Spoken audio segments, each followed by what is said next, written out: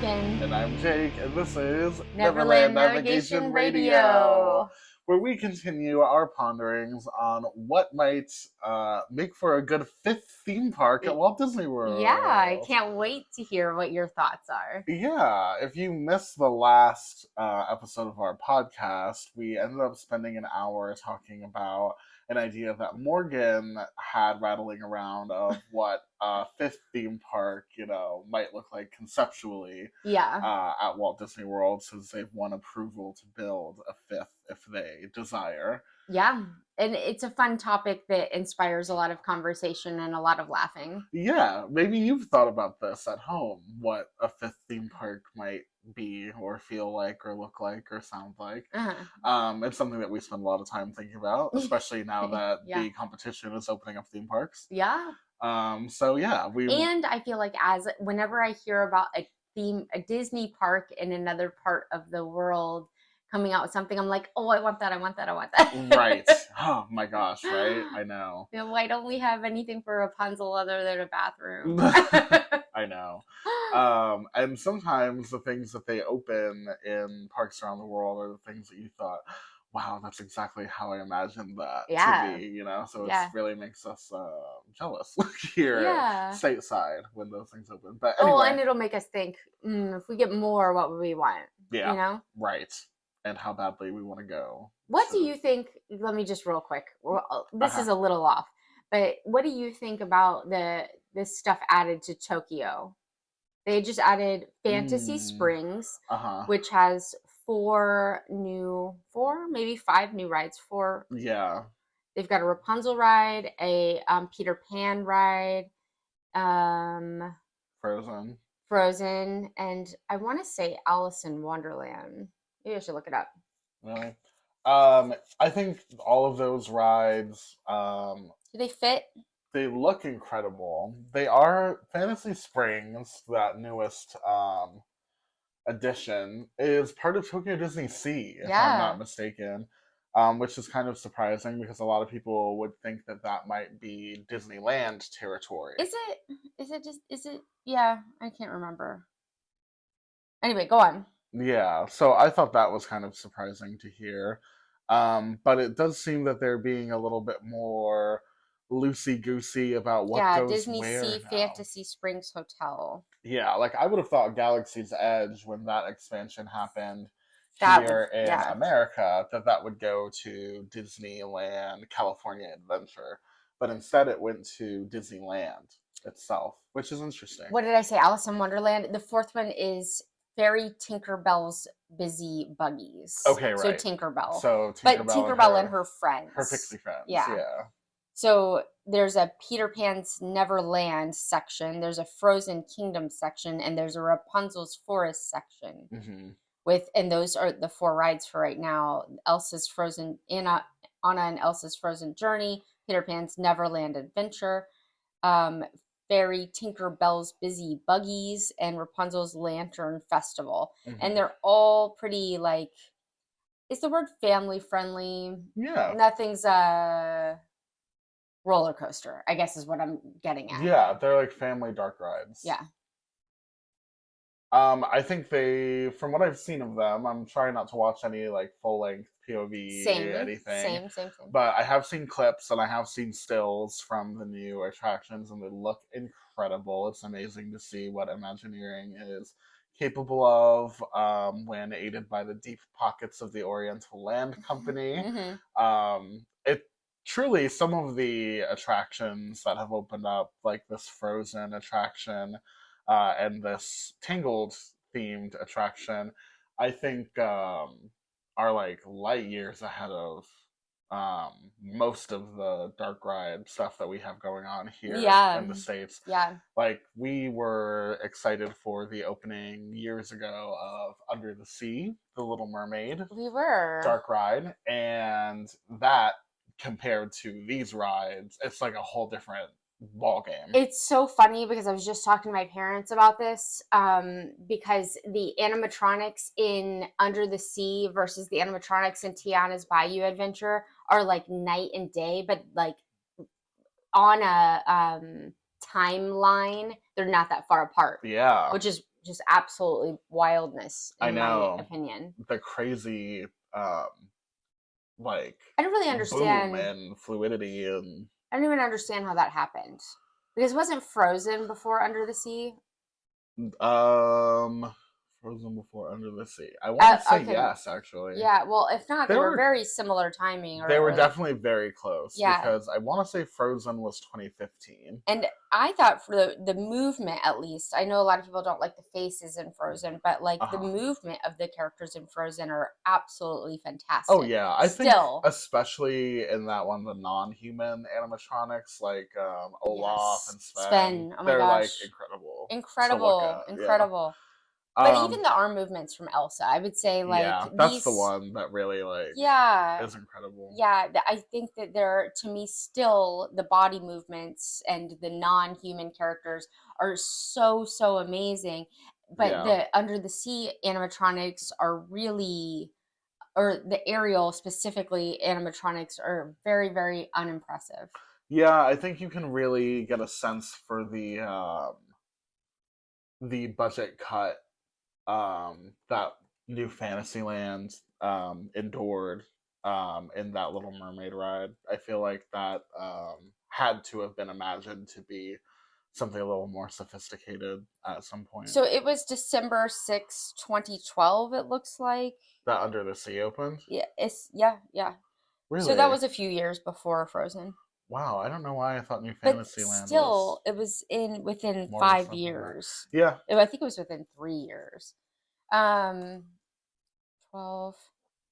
Anyway, I was asking all of that to, because in the last episode that you guys have probably listened to at this point, Mm-hmm. we touched on how a lot of the parks started off with this incredible theming, like a Hollywood movie set, um, even like Epcot, and it's kind of innovative, futuristic, edutainment Mm-hmm. vibe, and has slowly gotten away from that, where most of the rides going into all of these parks are more about whatever they think is going to be IP filled, driving sales, also being like the best ride, but not thematically fitting. Mm-hmm. And I was wondering if you thought that about Fantasy Springs, or if you think that's what we're going to wind up with for our fifth park. Yeah, I definitely think that is the trend because It's going to wind up like that anyway, I think. right. Tokyo Disney Sea, if you're not familiar with the park, it has a very specific identity and it has a very unique kind of story that it's trying to tell in that it's like a port situation Yeah. around like these bodies of water, and every port has like a main attraction and its own little themed land. Yes. And it's like a very nautical theme, a fantastical nautical theme. Everything's a port, but this isn't really a port. Right. So this Fantasy Springs thing, like the word springs to imply water, is their like attempt, I think, to tie it in thematically. Yeah.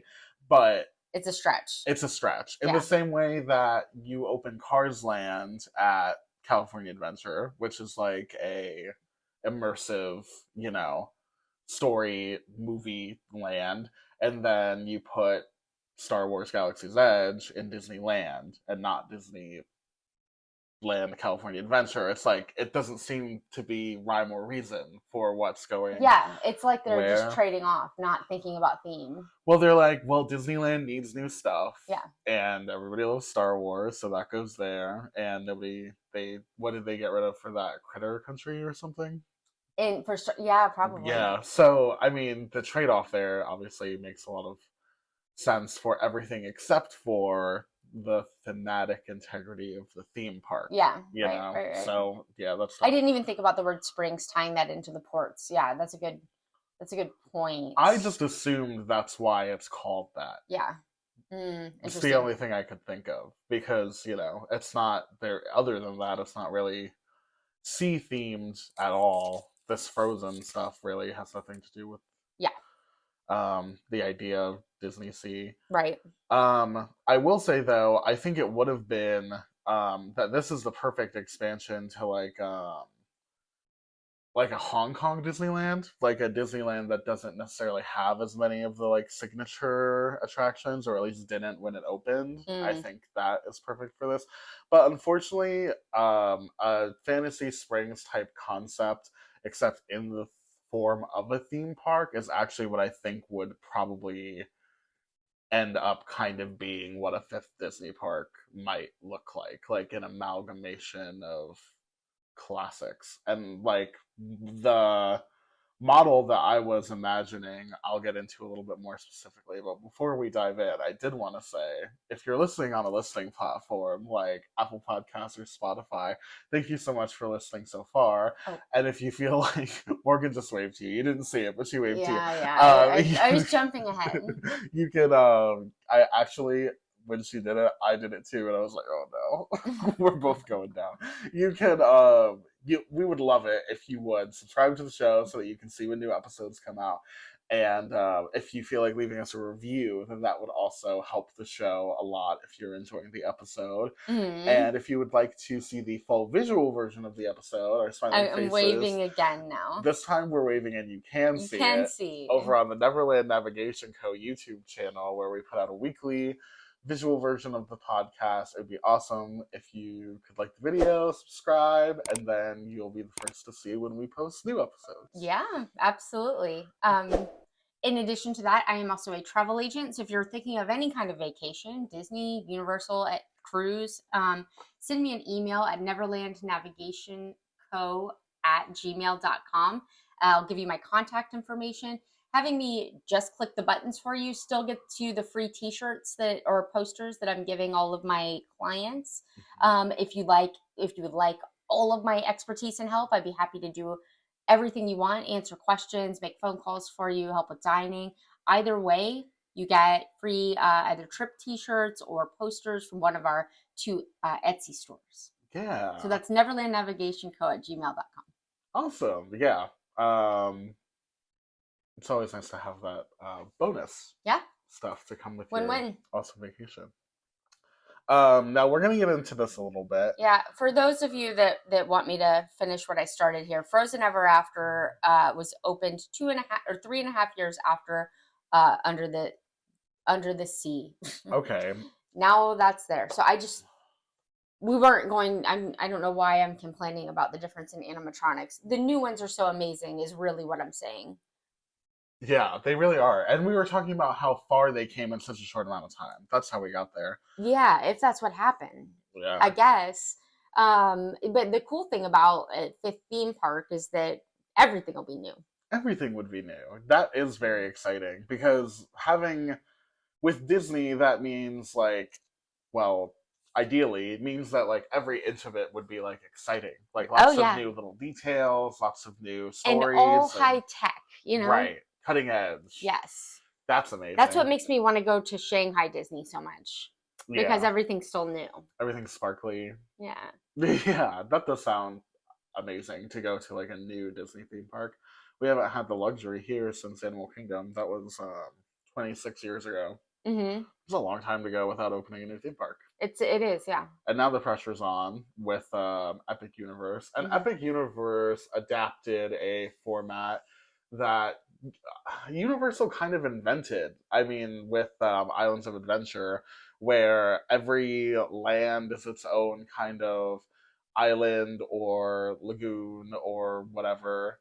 And it's like got the central body of water in the middle. Okay. And that kind of feels like the basic idea for Epic Universe as well, except Epic Universe is going to be based around like a park called Celestial Park, and then you walk through portals to get to all the lands from there, which is interesting. Yeah, sounds cool. Yeah, sounds interesting. Yeah, the Epic Universe concept I think is interesting because it's a little bit of that like exploration of the world thing that we were talking about with your idea of like traveling through the making decisions about where to go and how that impacts your day and stuff. Choose your own adventure. Yeah, and I kind of feel like Disney would definitely lean into that a lot as well.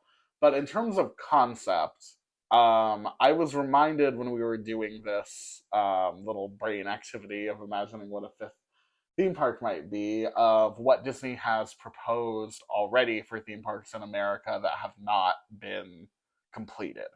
And one was Disney's America in Virginia, which was like a patriotic history of America type of park that ended up facing a lot of local opposition because it was located in part either next to or part of a historic battleground from a war. So people didn't like that, that Disney was kind of encroaching on that territory. They were nervous about the environmental impact, the traffic that it would bring and stuff like that. So Interesting. it didn't end up. What about all the pros? The pros of like tourism and stuff in the Yeah. area? Economy, like jobs. That, like, all of that was actually what all of the hearings that they had about the park were. Like, all of the pro Disney politicians and people that Disney had recruited to like advocate for them were trying to cite all of the success at the Disney locations that did exist, but the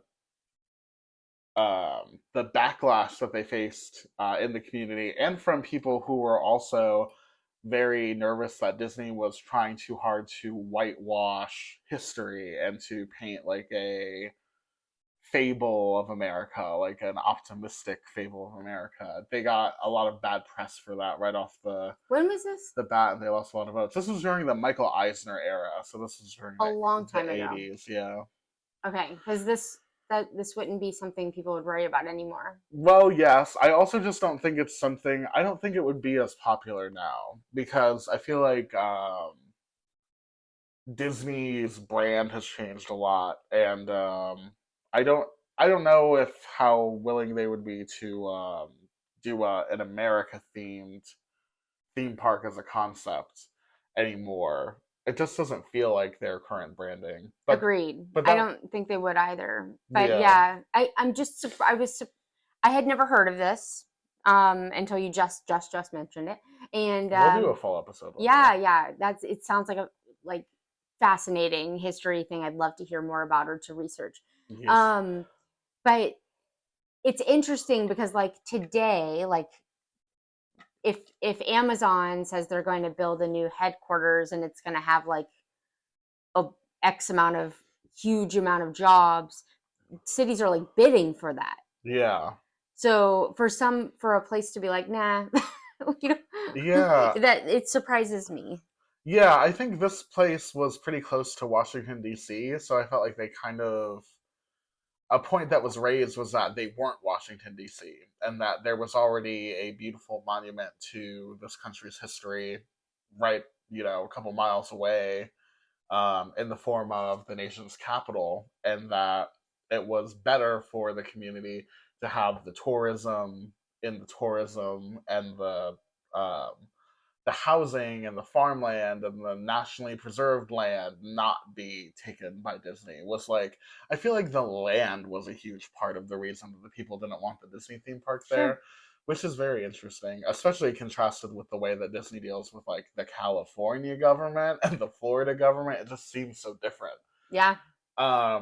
But they had the kind of a failure with that, and then the same Michael Eisner also proposed, well, under his kind of administration, they proposed a theme park called Disney Sea in California, and that was like in the 90s. That was part of the Disney decade that Michael Eisner was so like avid about making happen.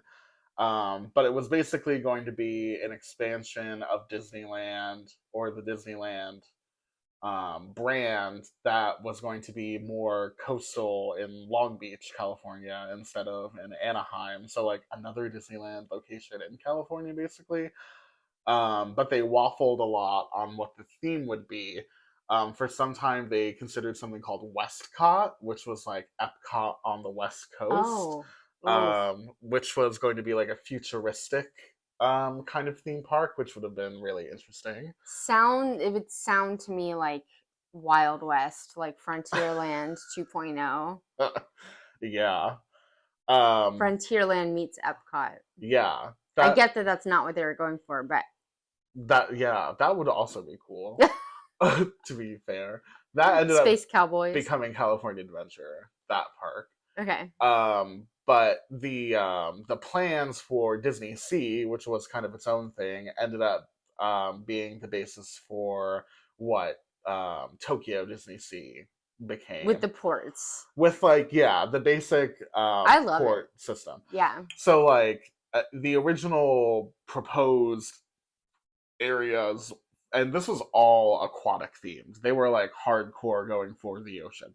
So Oceania had like a research center, an aquatic research center. This was a proposed idea for California. Yes, okay, in the 90s. All right. And then they would have aquatic themed lands. So this would be like the entrance area, Oceania. And then the aquatic themed lands would be Mysterious Island, which was going to be like pirate themed and have a volcano. And all of that became a reality at Tokyo Disney Sea. Hero Harbor, which was going to be mythical adventures like Sinbad and Ulysses. I'm not familiar with that. And by the way, this is the Wikipedia page, so thanks, Wikipedia.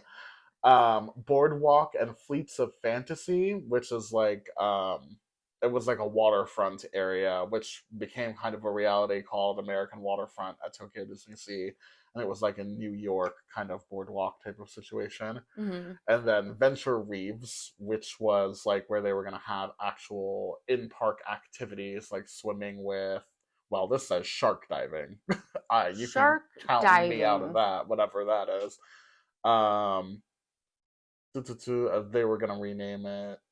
It was going to have themed environments like an Asian water market and a Caribbean lagoon. But anyway, I just kind of wanted to give like a little overview of this because I feel like this spirit of a theme park of having like, I don't even know if it would necessarily be nautical themed, but having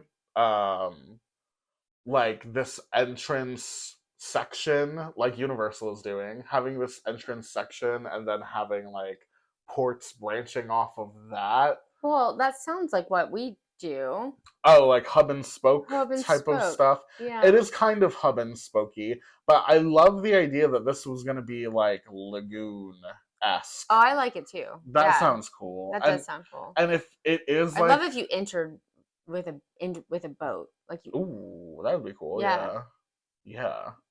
And then that's almost like Batu, where like if you were to enter on like Star Tours, but like the idea that where you walk in is like the port where everyone goes to like travel, and then from there you can go a bunch of different directions. And if you arrived by boat, then that would just add to the like storytelling, I would think. Yeah. But I feel like they're gonna choose something kind of vague like that so that they can make each land IP. But that's not okay. I see what you're saying. But I like that way better than like stupid vague, like Disney Adventureland, or like not Adventureland, but that's what they're calling the land in Paris, right? Yeah. Disney Adventure or something like that. And I'm like, that means nothing. Right. You're using a word that means nothing so that you can do whatever you want and not have to fit it into theme.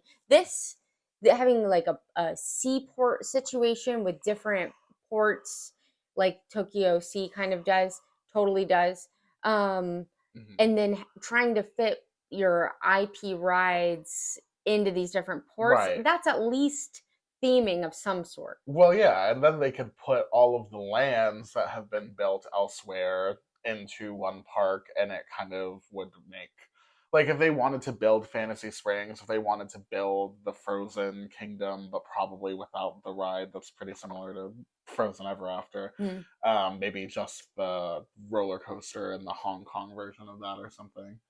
I feel like that would be the easiest way for them to do it, is to do this vague concept, but hopefully more themed. Yeah. Like, is this your idea? Ports, doing a port, seaport? Like ports. Yeah, that's cool. And especially if they really, really theme up the like entrance and the like the front of each land being like you just arrived at this port. Right. Then it's not a mishmash of rides. At least one would hope. I hate the mishmash of rides situation that we have found ourselves in, and in Hollywood studios.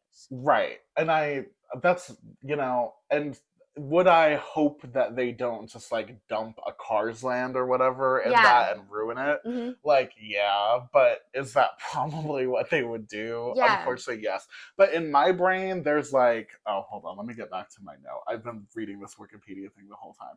But in my mind, there are so many things that make sense immediately for like an ocean themed, aquatic themed thing. You could have a Moana land, and there's not Moana attractions other than our Epcot walkthrough anywhere. So if you wanted to do, like, they have the new Peter Pan ride in Tokyo, that's like you get on a boat and there are a bunch of screens and physical elements mixed in. If you want to do something like that but with a different theme, I feel like Moana would like translate perfectly to that. So you could definitely have a Moana land. You could have a Lucca land, because Lucca is all like a port and like Italy, and that would be beautiful, unless they're going to put that in the Italy pavilion at some point. But like the idea of a fifth theme park would be, hopefully, that they could introduce these IPs into the theme parks without having to like stuff as much IP as possible elsewhere. But I think Lucca would be like a logical fit for the World Showcase. But is anyway. Lucca popular enough of a movie to warrant?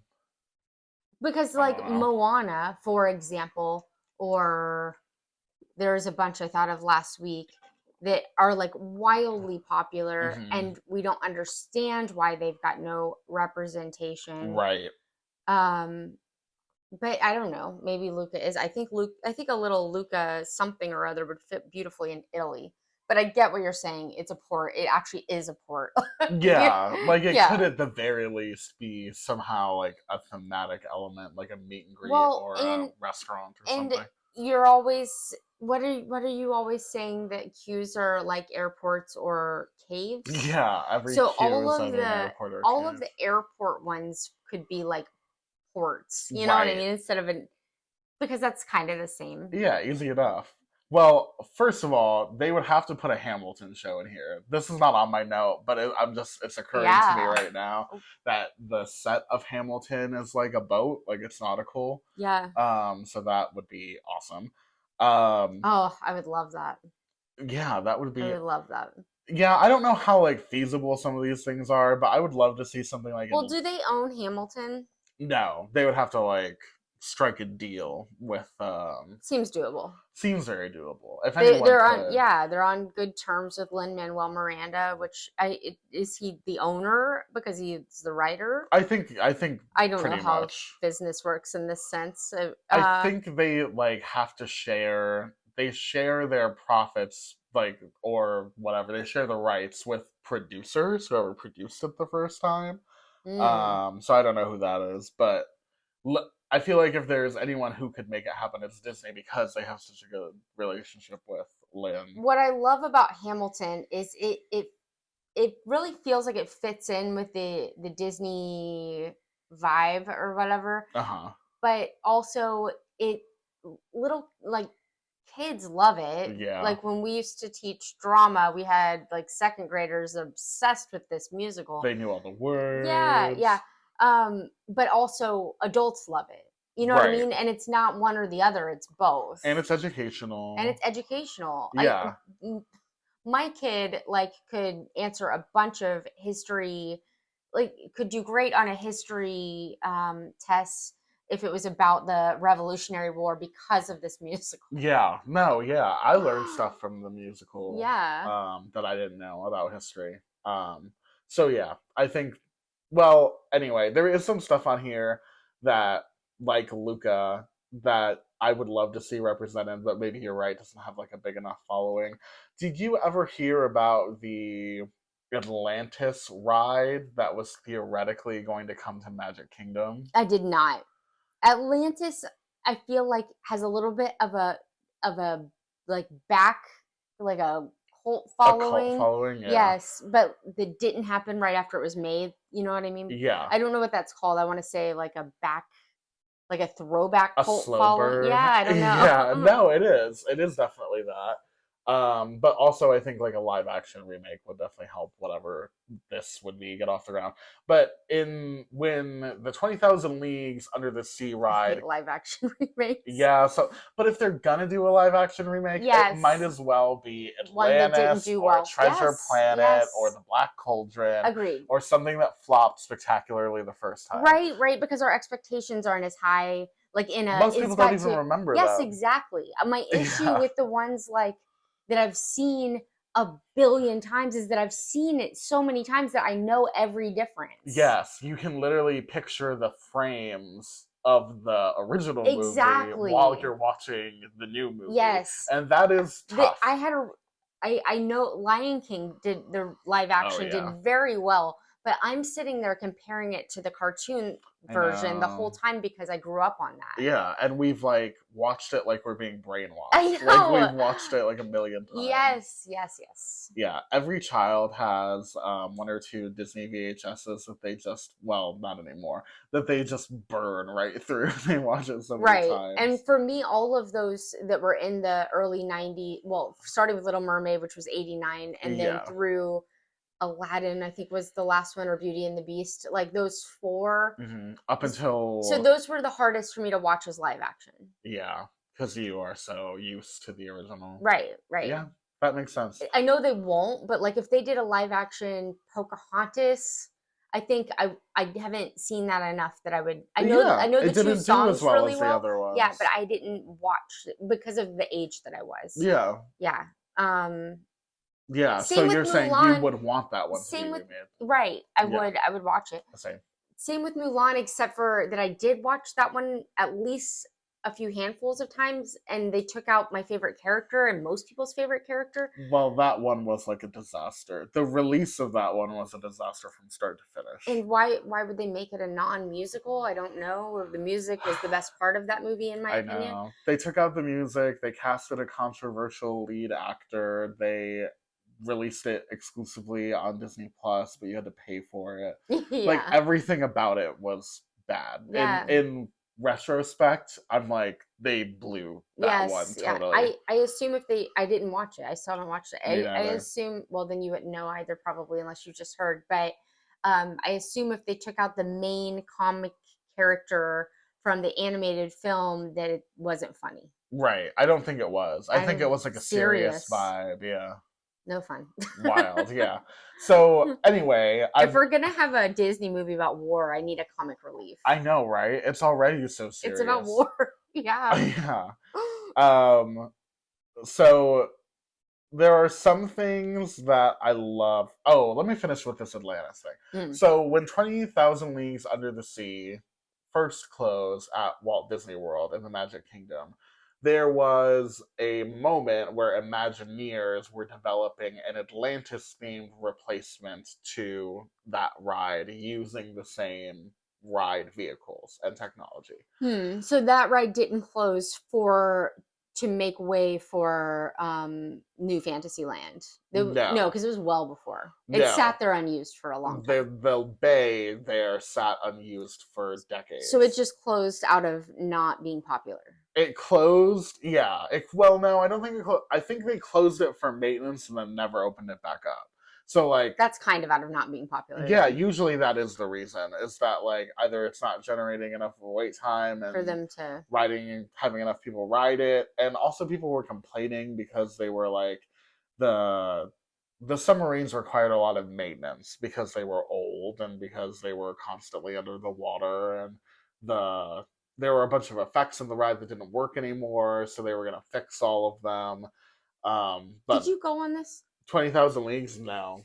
I don't know when it closed. The version of it, I think it may have closed before I was born. That's possible, yeah. I went on it once, but my mom couldn't go on it because she gets claustrophobic and a space like that. So my brother and I went with my dad once, but that was it. Yeah, the version of it I'm familiar with is it closed. I have like no memory. And there was an aerial meet and greet called Ariel's Grotto that was right next to it. Yes. And then... And like a play area. Yes, like a bubble splashing with that like spongy ground. Yes. And there was like a statue of King Triton with his trident Mm-hmm. in the lagoon. That is what I remember of 20,000 Leagues. Sure. But when it closed, they were going to replace it with an Atlantis themed thing. And for one day, there was a banner that was placed on the building of the attraction on the queue structure that said, "Coming soon, Atlantis submarine voyage." Oh my God. And then it was gone the next day. And people still to this day online argue about whether that was something that Disney did not mean to announce and then they did announce, or if that was Imagineers who like loved the ride, like putting up the banner in protest of Disney not like doing anything with it. But whatever happened, that ride never opened, Atlantis Submarine Voyage or whatever, and there is never an Atlantis ride of any kind. We were punked. Yeah, basically. So I would, if Atlantis, for whatever reason, a remake or whatever, has some type of resurgence in popularity, I think that would be awesome to like have like an underwater like Atlantis kind of ride. Would be Is amazing. Atlantis? Never mind. Culturally offensive? No, that's not what I was gonna say. I was gonna say, is it? I don't think so. I was going to say, is it at all similar to Pandora? No. The world of Avatar? The world of Pandora. Not necessarily the land of Pandora. Oh, the movie. Is it similar to the Yes. movie Avatar? What did you say was like Pandora? Pocahontas. Oh, Pocahontas is kind of like Avatar. Right. In a way, I guess, because it's about like conservation. The conservation of the land, yeah. Okay. But anyway, Finding Nemo, they could put something Finding Nemo and like an ocean themed whatever. Yeah, yeah. And I feel like this would be if they're gonna put Fantasy Springs somewhere and not like, because they're not gonna throw that in the Magic Kingdom, right?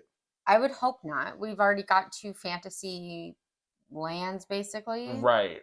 So I feel like this, because if they do that and they put like, let's say they put an immersive Moana land, a Fantasy Springs situation with a Tangled ride and a Peter Pan ride and a Tinkerbell ride, and they put a full Frozen land and some other land, whether it be Atlantis or Luca or 20,000 Leagues Under the Sea or whatever. Mm-hmm.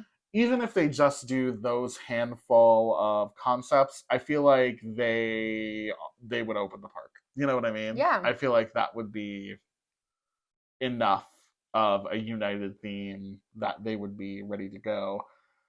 And there's a lot of like ocean themed Disney properties. There is. I was gonna say, I mean, like Little Mermaid, but it's already in 2 parks, so that's probably not gonna happen. Yeah, I had considered this for. Oh no, I had considered Elements for my theming, and I had put Moana, Atlantis, Nemo, Little Mermaid, but had Little Mermaid's a little done. You know, she's got a ride and a show. I think actually it would be really cool to do an Ursula like roller coaster or something. That did we talk about that for your Villains Park? I don't think we talked about an Ursula specific roller coaster. But something about the idea of maybe the track, maybe your ride car is eels and the ride is in the dark and the eels light up electricity or something, and you wind through. You're on one, and the caverns and like the souls are around. Yeah, I like that. That could be a cool, scary. Ooh, that's very fun. Little Mermaid. That could go in either of our 5th theme parks. Yes, I like that. So you mean kind of like a 2 can be going at once because there's 2 of them, right? Yeah. You mean Flotsam and Jetsam, yeah. Mm-hmm. And obviously it would have to be some orchestral Poor Unfortunate Souls, of course, music. Yes. That would be awesome. And then at the end you're like, you see her. Yeah, like maybe an animatronic form. Yeah, her animatronic, that's the one animatronic that's good in Under the Sea. Oh yeah, her animatronic. Or honestly, let's just take that really big puppet from the old Little Mermaid show or whatever that was. They're not using it anymore, right? Or maybe they are. I don't know. I recently saw that they're working on that show. Yes, they are. Yeah, that's exciting. Yeah, but I think they're doing all new stuff. So probably they're not using that. They threw that one out. I don't know. It's supposed to be technically better. Right. and not covered in mold, which is all we can hope for. Also, you could put the Tangled Boat right here because why not? Fantasy Springs. Yes. If there's things from Tokyo Disney Sea that I would want to be in this, it would be that Tangled Boat ride, the Frozen Land. They have a. I'd like a Snuggly Duckling, please. Ooh, yeah, absolutely. They have a 20,000 Leagues Under the Sea ride there, and they have a Journey to the Center of the Earth thrill ride there. Isn't that interesting? Yeah. Yeah. That is wild. Those type of things that are like Jules Verne type of things, I think they can make for. We don't have really anything like that over here. Yeah, but they had something. Space Mountain was kind of themed this way in Paris, and then eventually got changed. So I feel like if you created one now, you'd be setting yourself up for just something that's going to get changed to IP later. Yeah. Well, we might as well just know if it were us doing it, we know everything's going to wind up being IP. So let's just make it work thematically instead of having things change from, you know what I mean? Yeah. If 20,000 Leagues is not popular now, it probably won't be in the future. I guess. Yeah. Yeah, that makes sense. But you never know. That ride is fairly popular over there. They put a 20,000 Journey Leagues to the Center of the Earth. Yeah, and they put a 20,000 Leagues bar into the newest Disney Cruise Line ship. Yeah, I feel like it's like an iconic Disney experience to have 20,000 Leagues Under the Sea. Yeah. And clearly they're not interested in doing that at Magic Kingdom, which is fine. But I would love to see a reincarnated version of, and maybe it's something totally different. Like technology-wise, maybe you don't even go under the water or whatever. But I would love to see the property represented here in the States as well.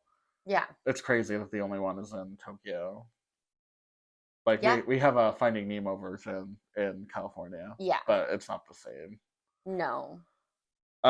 Anyway, their Journey to the Center of the Earth is like a thrill ride over there, and it is very popular. It's like an e-ticket. It is. Attraction. It's like one of the most popular things at Tokyo Disney Sea. Yeah, and I feel like it would be popular here just because it's a good ride, even if it weren't like IP themed. I know that's like antithetical to what it seems like Disney is up to these days, where literally everything is an IP. Yeah. But a new theme park, in my opinion, is one of the only chances we'll ever have for them to open something that is not IP. You know what I mean? Because they'll have a lot of IP opening, so maybe that would be an opportunity for something original, like an original ride for one land. I think an original ride with an original Disney character like Figment would make more sense than doing something like 20,000 Leagues, which is still technically IP. Yes. Just not relevant IP. Right, not IP that's selling merchandise. Yeah. They would have to remake 20,000 Leagues. The answer to all of this is they need to remake every single old movie that they have, hope that it's a massive success, and then build the theme park around that. Yeah. But anyway, just because we were kicking around themes, I don't know what a theme park like this would be called. They could call it Disney Sea, but we don't have Disneyland here in Orlando.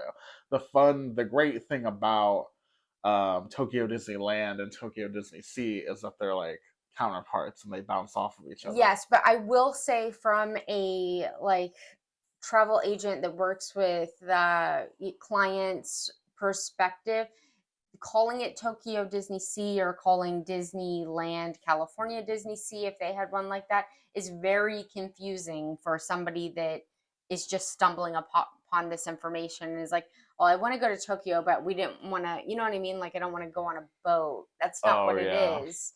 Like, it's a confusing name to start off with that makes people think that it's an aquatic experience. Yes, an aquatic experience. A water park. Or a cruise type experience. Yeah, a boat. Not even a water park. You know what I mean? Like, it's just, it's not even on the ocean front, which it kind of sounds like it would be. You know what I mean? Like, because it was planned to be the first time. Because Disney Sea was going to be on the coast of California.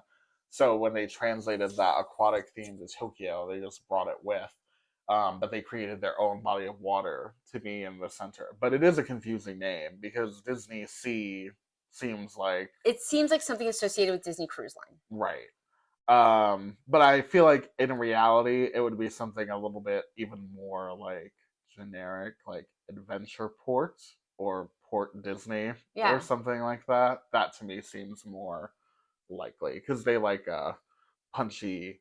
Yeah. I even feel like Epic Universe is kind of a clumsy name. I do too. I think Epic Universe is the same as Disney Adventure or whatever. Yeah. I don't think they could use Port Disney because I think that a lot of times that is what Port Canaveral is called. Really? Well, yeah, because they created a Disney port there. Yeah. For the Disney Cruise Line? Yeah. Okay, gotcha. But yes, you're right. Something like that. I just trying not to be confusing to people that aren't as well researched as our listeners who of course know what this stuff is. Right. And if there's going to be an aquatic Disney park, aquatic themed non-water park Disney park. Right. Tokyo obviously makes a lot of sense. They're on an island. But Florida, we're a peninsula. We're aquatic. I don't think you need to justify it. I think they could build an aquatic themed theme park in Illinois if they wanted. Yeah, that's true. Yeah, that's very true. Jake's like, we deserve it. We've got ocean all around us. Well, they don't have approval for Illinois. They have 5th theme park approval for Florida. So that's what we're running with. Anyway, that was basically my thought, was that maybe I like it. A nautical theme, it's really well thought out. Would be fun. Yeah. I love your idea of taking a boat in. I think that's like brilliant. That would be, I just think it would really like seal in that theme. Yeah, you'd have to like park in the parking. It's like Magic Kingdom, except we'd have to figure out a better boat situation than that boat situation. Right. But maybe a scheduled arrivals. I don't know about that, but yeah, instead of the tram, you take a boat. I don't know. We'll let the logistics department handle it. Or after you go through ticketing, you have to get on a boat. Ooh. Or you could walk by the boat. Maybe like you'd have options in case people didn't want to, but really to seal in the theming so that it doesn't feel like just a mishmash of different rides and different IP that have no no connection. Yeah, you have to take a boat from the parking lot, and then you get there, you present your travel documents, they let you into the port. Yeah. You walk down the merchant street of the port where people are selling their wares, and there are restaurants and taverns and stuff, like a port, like city type of vibe. That could be really fun. It almost, I want to say it would be super fun in that type of environment to have like an interactive treasure map activity like they do at some of the Disney parks. Yeah. Where if you do certain stuff, some water squirts out or some like bubbles or whatever, that kind of stuff. Treasure chests. Yeah, I love when Disney does stuff like that, even if it's just for kids or people who've done it 1,000 times. Yeah. Because they have a game like that at Epcot. What is it themed to right now? Do you remember?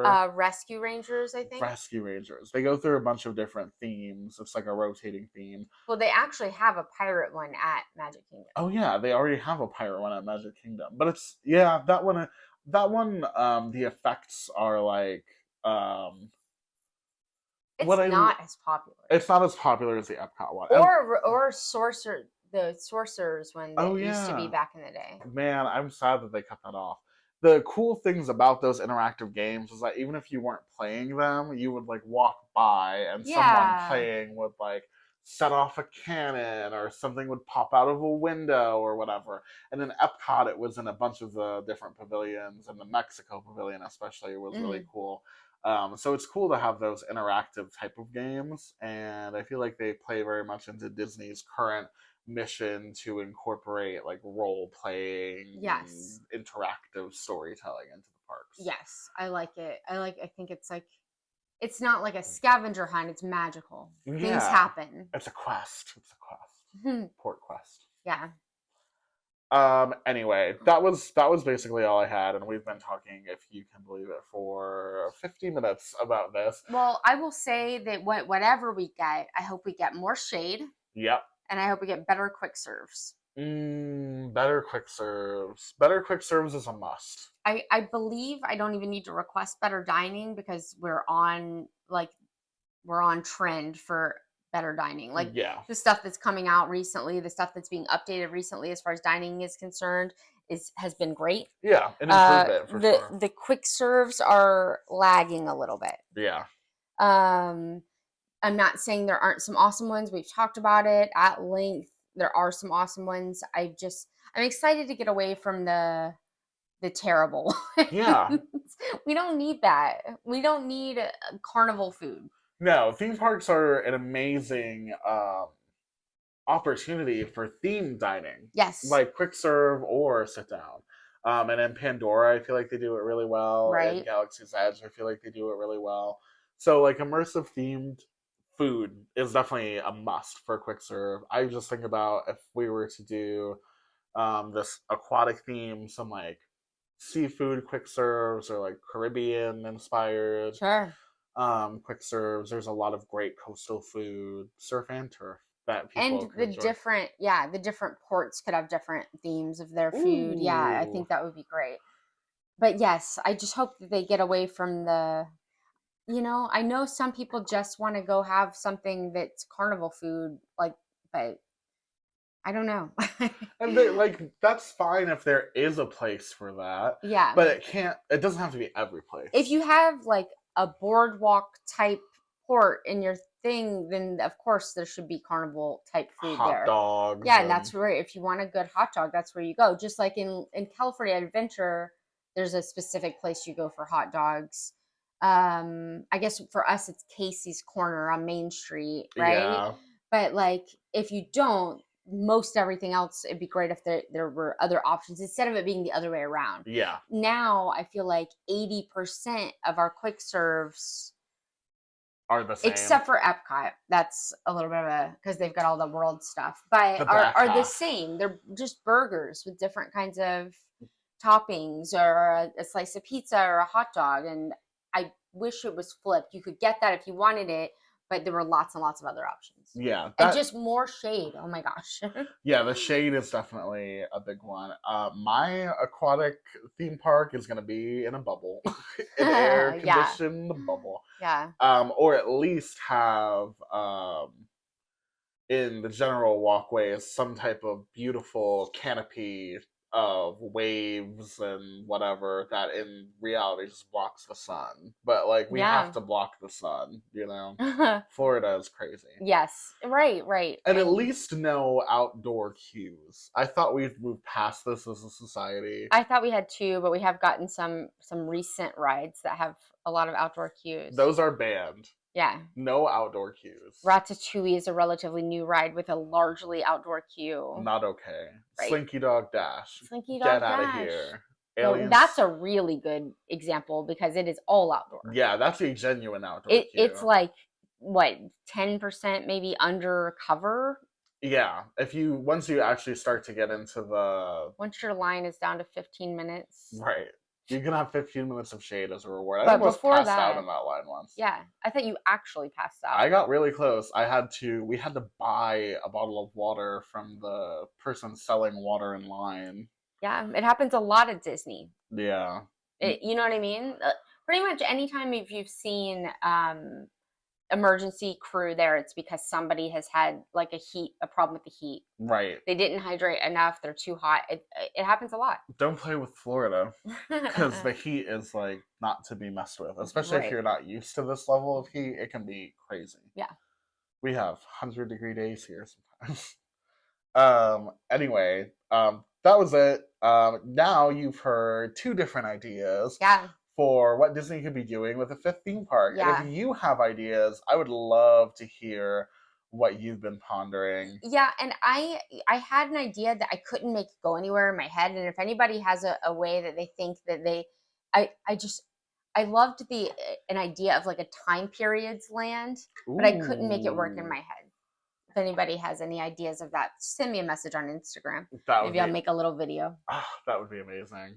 And that's actually a really interesting way for Disney to look at IP because they have IP for just about every decade. And you can't, when I was thinking through this as an option, I was looking up to see like movies that were set in the, like Incredibles, for example, is a movie that came out in the 2000s, but it was set in the 50s, 60s. It's got like that 50s mid-century. It's set in some other time, I think, right? Oh, is it really? Like the actual? I don't know. I don't know if it's like the movie takes place in that time or if it's just aesthetically. Maybe it's just aesthetically mid-century.